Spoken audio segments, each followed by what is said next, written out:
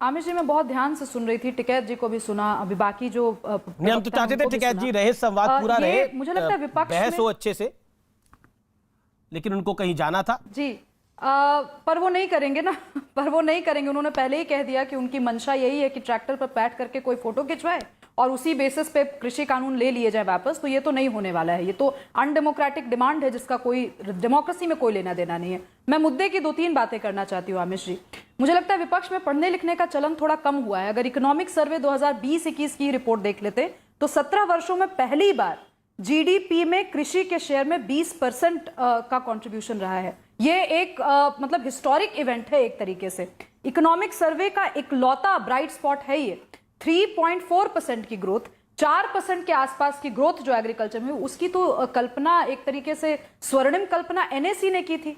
वही एनएसी जो सोनिया गांधी जी के नेतृत्व में चल रही थी, वही एनएसी जिसको लेकर के राहुल गांधी इतना बवाल करते रहते हैं। आज ट्रैक्टर पे घुसने वाले तो चढ़ करके पार्लियामेंट में घुसने की कोशिश करने वाले बहुते भतेरे नेता हुए हमारे देश में। एक नेता का मैं नाम लेके पूछ रही हूँ, अलका जी से ही डायरेक्ट सवाल पूछ रही हूँ, और इस सवाल के अलावा ना बोले। अटल बिहारी वाजपेयी जी कुछ यूं पहुंचे थे, अपमान मत करिए। सुन लीजिए ना अलका जी, सवाल तो सुना नहीं, आप जवाब कैसे देंगे?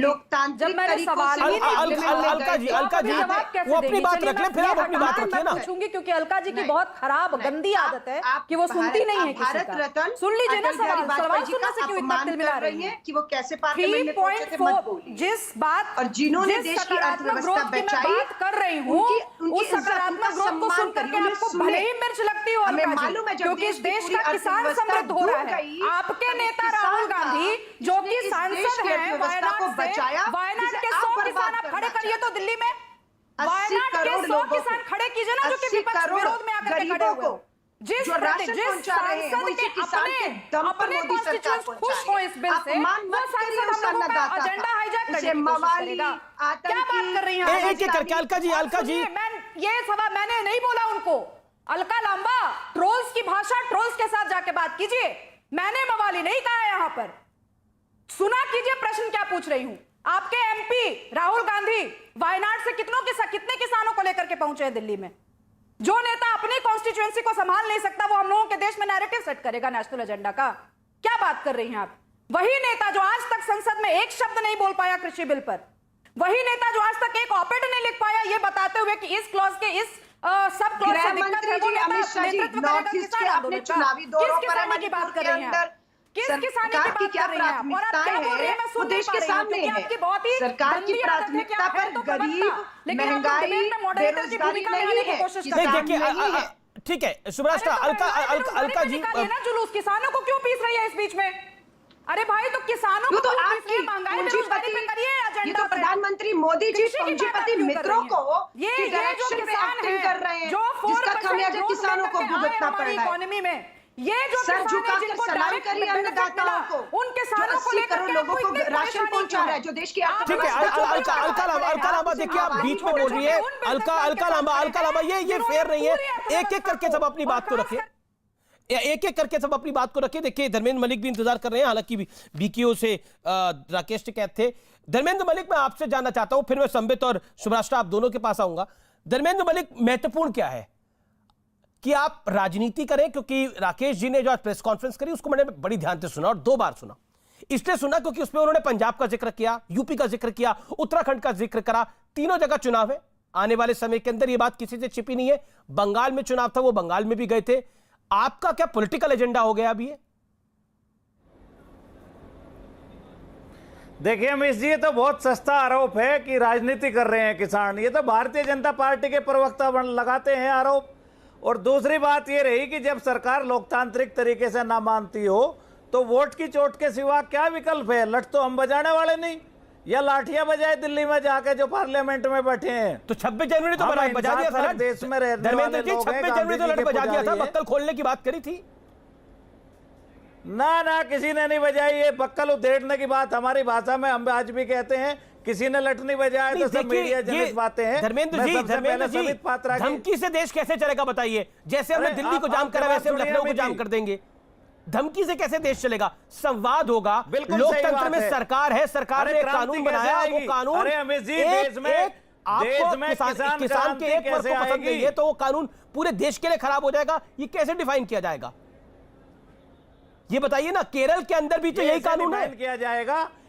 हाँ, केरल में भी तो यही कानून है, बिहार में भी तो यही कानून है। अरे भाई साहब, एक पश्चिमी उत्तर प्रदेश के एक भाग में दिक्कत है, पंजाब के एक भाग में दिक्कत है, हरियाणा के एक भाग में दिक्कत है, उसके लिए पूरे देश के कानून को ऑलरेडी सुप्रीम कोर्ट ने सस्पेंड कर दिया है, यानी वो लागू नहीं हो रहा, स्थगित कर दिया गया है। उसके बावजूद भी यही बात घुमा फिरा के तो साइकिल वहीं आ जाती है। धर्मेंद्र जी सुनिए, नहीं, अब मेरा जवाब सुनाइए। अब मेरा जवाब सुनिए। पढ़ाई लिखाई थोड़ा कम है मुझे लग रहा।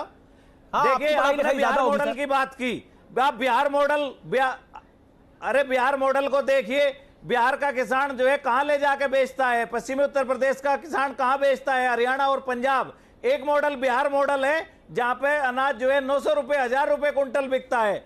एक मॉडल पंजाब हरियाणा मॉडल है जहां पे एमएसपी मिलता है। दोनों मॉडल आपके सामने हैं। किसान कह रहे हैं हमें बिहार वाला मॉडल की बात क्यों नहीं करते? वाला मॉडल चाहिए, केरल में भी तो यही मॉडल है। मॉडल चाहिए। आप जबरदस्ती बिहार का मॉडल देना चाहते हैं। बिहार की पर किसान की परिवार की आमदनी 4000 है और पंजाब के किसान की पर किसान आमदनी परिवार की 12,000 है। ये तो एस्टैब्लिश्ड फैक्ट है कि और ये इस कानून की खामियां रही। ठीक है, ओके। संबित पात्रा का मैं रुक करता हूं। संबित पात्रा, बताइए। सरकार लोकतांत्रिक तरीके से नहीं मानेगी तो उनके पास यही तरीका। संबित पात्रा से तो जवाब लेना। संबित पात्रा देखिए अमीश जी, पहले तो ये लोकतंत्र की बात करते हैं, मगर जब भी हम लोग बात करते हैं ये लोग सबके बीच में बात करते हैं। ये कैसे लोग जो है मंडी में निवेश, हम सबके बीच में बोलेंगे, या तो कांग्रेस का प्रवक्ता बोलेगा या तो ये बोलेंगे, और हम लोग बोल नहीं पाएंगे। ये क्या मजाक है? इनकी आवाज को बंद करिए अमीश जी, ताकि हम लोग आराम से बोल सके। ये क्या मजाक बना रखा है इन दोनों ने बैठ के यहाँ पे? 1 लाख करोड़ रुपए शांति से सुनिए, धर्मेंद्र आप शांति से सुनिए, ये चिल्लाना बंद करिए। धर्मेंद्र जी, या तो पहले इनसे पूरा बुलवा लीजिए अमीश जी। मैं ये तू मैं की डिबेट नहीं कर सकता। उस पॉइंट का जवाब सुन लीजिए। करोड़ रुपए बताइए कहां से आए? झूठ जवाब सुन लीजिए। पहले आप इनको शांत करिए, ये नॉन स्टॉप बोलेंगे, ये बोलने देंगे नहीं, क्योंकि ये पकड़े आ चुके हैं, एक्सपोज हो चुके हैं, बोलने नहीं देंगे। शांति से सुनिए अमीश जी, इतने दिनों से ये कृषि कानून के ऊपर डिबेट चल रहा था। क्या मुद्दा था इस कृषि कानून के डिबेट में? आपके साथ डिबेट किया था ना हमने। डिबेट का मुद्दा था कि जो करारकर्ता कॉन्ट्रैक्ट फार्मिंग होगा, उसमें जो कॉन्ट्रैक्ट करने वाला आएगा वो बहुत बड़ा कोई उद्योगपति आ जाएगा, और जो गरीब किसान होगा उसका जमीन हड़प लेगा। यही राकेश टिकैत और ये लोग कहते थे ना कि गरीब किसान की जमीन जो है ये उद्योगपतियों को दे दिया जाएगा। मैं कानून की कॉपी लेके बैठा हूं, मैं यहां चैलेंज करता हूं। यहां तो अभी थोड़ी देर पहले किसी और चैनल में मैंने कहा था टिकैत जी को, उनके पास कानून की कॉपी नहीं थी, इसलिए ये डिबेट छोड़ के चले गए। कानून की कॉपी निकाल के वो प्रावधान दिखाए, क्योंकि इस कानून में लिखा हुआ है कोई भी करार जमीन को लेकर करारकर्ता के साथ और किसान के बीच में नहीं होगी। तो झूठ बोल रहे थे, पकड़ में आ गए। दूसरी बात ये कह रहे थे कि मंडी कमजोर हो जाएगा। आप मुझे दिखाओ कहां पर लिखा हुआ है मंडी बंद हो जाएगा? जब 1 लाख करोड़ रुपए मोदी जी ने दे दिया तो इनका बंद हो गया। ये कुछ जानते नहीं है, केरल में मंडी नहीं है। एक दिन जाके ये केरल में मंडी के बारे में बात नहीं करेंगे। यहां पर ये डायरेक्टर इनका कौन है मैं जानना चाहता हूं। तीसरी बात, ये कहते थे एमएसपी समाप्त हो जाएगा, एमएसपी बढ़ गया, 1.5 गुना बढ़ गया। अरे आप चिल्लाओ मत, पहले तो चिल्लाना बंद करो। ये सारे लोग अनार्किस्ट हैं, आप देख रहे हैं। ये कांग्रेस पार्टी के दोनों लोग, ये दोनों लोग कांग्रेस पार्टी के सबके बीच में बोलेंगे। पहले आप शांति से बैठो, चिल्लाना बंद करो। अमित देवगन शांति से इनको बैठाओ पहले।